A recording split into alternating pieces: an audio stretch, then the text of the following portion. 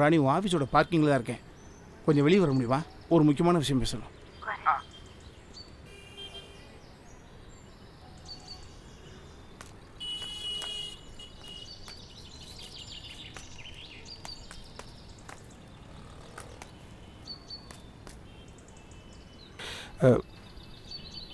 ராணி, நான் நல்லா யோசிச்சுட்டு தான் இப்போ ஒன்று இங்கே வர சொல்லியிருக்கேன். நம்ம எப்படியும் குழந்தைக்கு ஆப்ரேட் பண்ணி ஆகணும். ஆனால் அதற்கான காசு என்கிட்ட கிடையாது. அதுக்கு ஒரு வழி இருக்குது. நீ சரின்னு சொன்னேன்னு வச்சுக்க, நிச்சயம் அந்த ஆப்ரேஷனுக்கான காசை நம்ம வாங்கிடலாம். எப்படி? எனக்கு முன்னால் ஒரு பையன் வந்துட்டு போனான்னு சொன்னீங்களே, அவன் யார் தெரியுமா? ஒரு அமைச்சரோட மகன். அவன் ஒன்றை மட்டுமா தப்பு பண்ணியிருப்பான், எவ்வளவோ இடத்துல பண்ணியிருப்பான். அதை நம்ம பயன்படுத்தி ஒரு நாடகத்தை போடுவோம். இந்த குழந்தைக்கு அவன் தான் அப்பா சொல்வோம். கௌரவத்துக்கு பயந்து எப்படியும் காசு கொடுத்துருவான். என்ன சொல்கிற?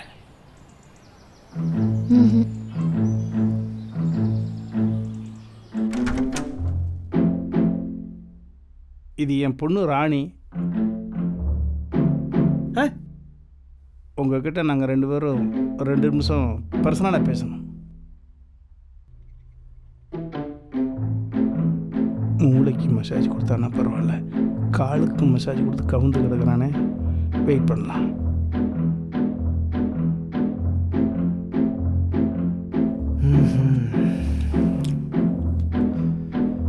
நீங்கள் நாய் வளர்த்துருக்கீங்களா சார்?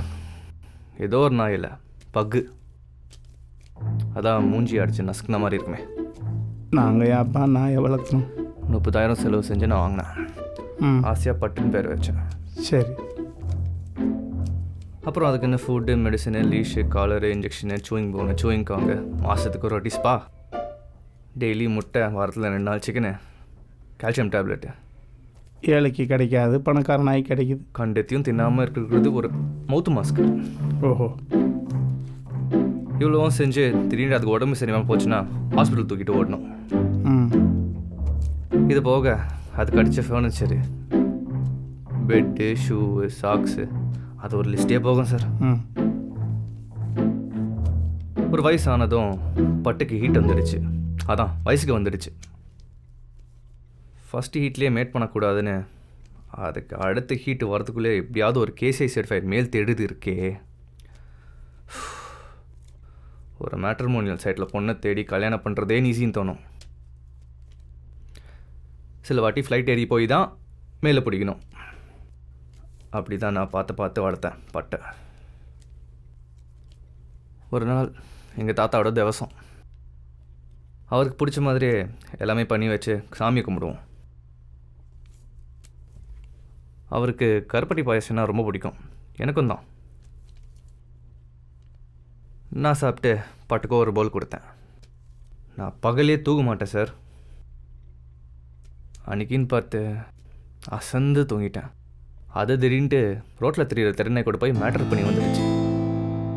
பட்டு பண்ணது தப்பு தான் சார், தப்பு தான் சார். நீங்கள் ஏன் இடத்துல இருந்தீங்கன்னா பட்டை மன்னிச்சிருப்பீங்களா? நான் மன்னிச்சிட்டேன். சரி, அது யார் கூட பழகினாலும் பரவாயில்ல, அது ஏன் பட்டு, நான் பார்த்து வளர்த்த பட்டு. இப்போ அதுவும் தாண்டி பட்டு போட்ட 2 குட்டியும் சேர்த்து வளர்த்தேன். இப்போ நான், பட்டு, மீனு, புஜ்ஜி 4 பேர் சந்தோஷமாக இருக்கும் சார்.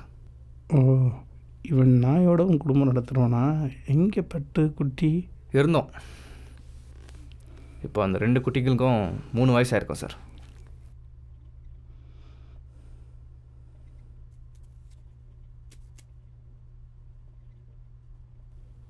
ஆமாம், பாப்பாவுக்கு என்ன வயசு ஆகுது? 19 மாதம் ஆகுது இல்லை? ஓ, சூப்பர்.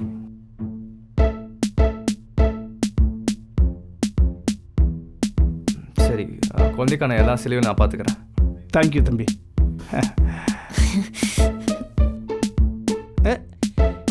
எதுக்குடா கையெடுத்து கும்பிட்ற? தம்பி என்ன உனக்கு பிச்சையா போடுறாரு? அவர் குழந்தையை காப்பாற்றுறதுக்கு அவர் கடமை செய்கிறார் இல்லை தம்பி? ஆமாம் சார். இங்க பாரு, தப்பு செய்யறன்ட்டு தப்பா பேசுறது தப்பே கிடையாது. என் குழந்தைய பார்க்க முடியுமா ஒரு வாட்டி?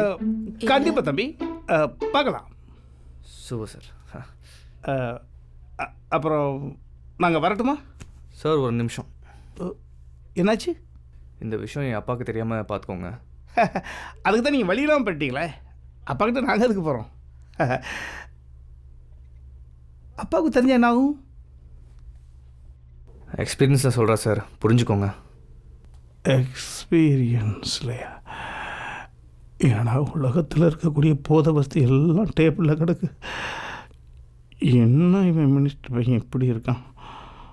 வார்த்தையை காப்பாற்றோன்னா பழமா வரோம். தேங்க்யூ.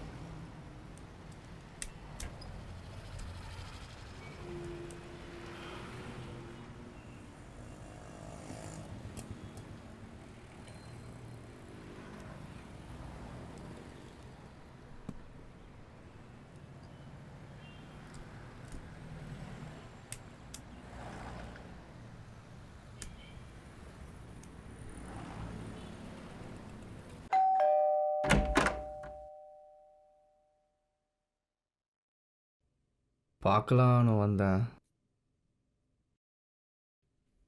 வெயிட் பண்ணுங்க.